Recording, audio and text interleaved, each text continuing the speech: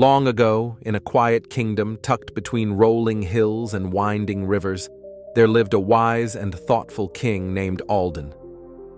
Though King Alden ruled with fairness and generosity, he was troubled by one thing: his people had grown complacent. Many expected the kingdom to provide for them without lifting a hand to improve their own lives or communities. The king devised a quiet test to teach a lesson without using lectures or punishment.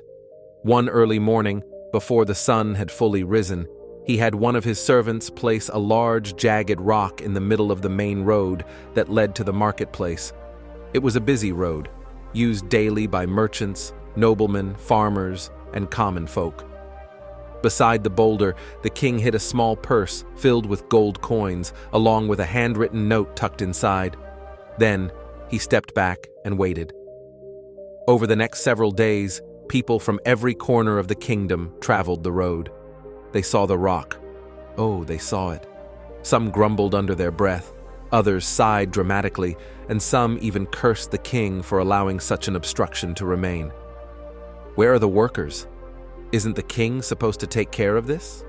How do they expect us to move a rock this size? But none of them did anything. The noblemen and courtiers dressed in fine robes carefully steered their horses around it, unwilling to dirty their boots. Merchants with carts complained about delays, but made no effort to help. Even the town guards simply shrugged and walked around.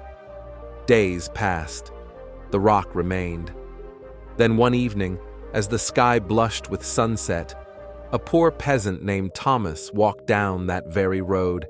His clothes were worn and his back was bent under the weight of a large sack filled with fresh vegetables from his small farm. He was tired. He had walked a long way to sell his harvest, but when he saw the rock, he stopped. Thomas sighed, wiping sweat from his brow. He looked around. No one was nearby. No one was helping. He set down his heavy load and stepped toward the rock. "This doesn't belong here," he muttered. "Someone could trip. Someone could get hurt." He pressed his shoulder against the stone and pushed. At first it didn't move. He leaned harder, his muscles strained. Dust rose beneath his feet. Sweat poured from his brow. But still, he pushed. After several minutes of grunting and grinding, the rock finally shifted, then rolled aside with a thud. Exhausted but satisfied, Thomas sat on a patch of grass, catching his breath. As he stood up to return to his vegetables, something caught his eye, a small leather purse, half buried in the dirt where the rock had been. He picked it up. Inside were gleaming gold coins, more than Thomas had ever seen. And there, folded neatly beside the coins, was a note. "To the one who chose action over complaint, you have found reward not just in gold, but in courage, responsibility, and heart. King Alden." Thomas stared at the words, speechless. Not just because of the money, but because of the message. He had not moved the rock for a reward.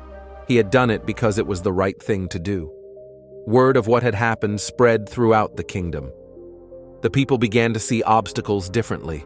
They began to notice how small efforts could lead to great changes. Some started repairing broken fences. Others cleaned their streets or helped neighbors with tasks they once ignored. And the king? He never said a word about the rock. He didn't need to, because the people had learned. In every obstacle lies an opportunity, one that only the willing can uncover. Moral of the story: while many complain, few act. But those who choose to act even when tired, even when unnoticed, will discover rewards that the lazy will never see. Sometimes the treasure is not the gold, it's the growth, it's the strength. It's becoming the kind of person who moves the rock, even when no one is watching. Goodbye.